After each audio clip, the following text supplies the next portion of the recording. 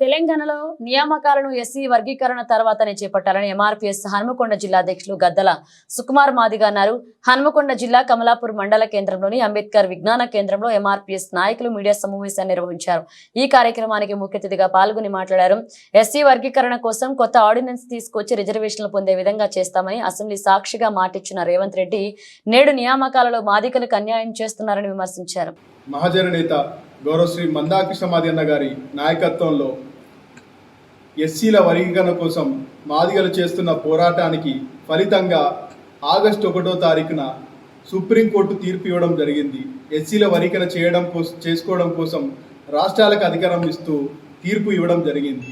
ఆ తీర్పు ఇచ్చిన వెంటనే ఈ దేశంలో ఏ ముఖ్యమంత్రి అయినా స్పందించిందా అంటే మొట్టమొదటిగా స్పందించిన ఏకైక ముఖ్యమంత్రి శ్రీ రేవంత్ రెడ్డి గారు. రేవంత్ రెడ్డి గారు అసెంబ్లీలో మాట్లాడుతూ వర్గీకరణ మా ప్రభుత్వం అమలు చేసి ఈ భారతదేశంలో మొట్టమొదట ఎస్సీల వర్గీకరణ అమలు చేసిన ప్రభుత్వంగా మా ప్రభుత్వమే ఉంటుందని చెప్పి మాట ఇవ్వడం జరిగింది. అవసరం అనుకుంటే ప్రత్యేకమైన ఆర్డినెన్స్ తీసుకొచ్చి ఈ ఉద్యోగ నోటిఫికేషన్లలోనే ఇప్పుడు భర్తీ చేయబోయే నోటిఫికేషన్ ఉద్యోగాలలోనే వర్గీకరణ అమలు చేసి మాదిగల న్యాయం చేస్తారని చెప్పి మాట ఇచ్చిన రేవంత్ రెడ్డి గారు ఇప్పుడు ఎందుకు మీరు తలగ్గిళ్ళు, ఎవరి ఒత్తిడి వల్ల మీరు వెనుకకు వేళ్ళు? ఇప్పుడు డిఎస్సి ఫలితాలు మీరు ఇంత తొందరగా ఇవ్వడానికి ఎవరి ఒత్తిడి? ఎవరైనా రోడ్ల మీదకి వచ్చి ఉద్యమం చేసిల్లా? మాదిగలు చేస్తున్న ఉద్యమం 30 ఏళ్ల నుంచి ఒక ఆవేదనతో ఆగ్రహంతో ఉద్యమాలు చేయడం జరిగింది. మాకు హక్కులు రావట్లేదని చెప్పి, మాకు రావాల్సిన న్యాయమైన వాటర్ రావట్లేదని.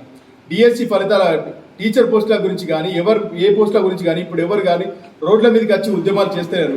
అయినా కూడా నువ్వు ఎవరికి అనుకూలంగా ఎవరికి కొమ్ము కాస్తున్నావు?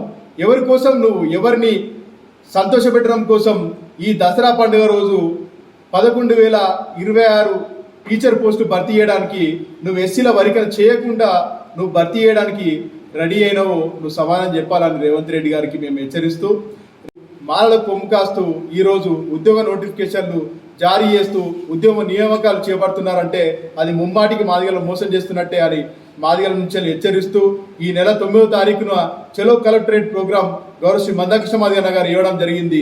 ఆ రోజు రేవంత్ రెడ్డి గారు మీ ప్రభుత్వానికి మాదిగల ఆగ్రహం ఆవేదన అంటే ఏంటిదో ఆ రోజు నుంచి మీకు చూపిస్తామని చెప్పి మీకు హెచ్చరిస్తూ ఇకనైనా మారి మాదిగల పక్షాన నిలబడి ఉద్యోగ నియామకాలలో ఎస్సీల వర్గీకరణ అవసరం అనుకుంటే ఆర్డినెన్స్ తీసుకొచ్చి ఇంప్లిమెంట్ చేస్తారన్నావు కదా, ఆ ఆర్డినెన్స్ తీసుకొచ్చి ఇంప్లిమెంటేషన్ చేయాలని చెప్పి కోరుకుంటూ, లేని పక్షంలో మీ ప్రభుత్వం మీద మాదిగల తిరుగుబాటు ఈ నెల 9వ తారీఖు నుంచి మొదలైతే అని చెప్పి హెచ్చరిస్తూ ముగించుకుంటున్నాను.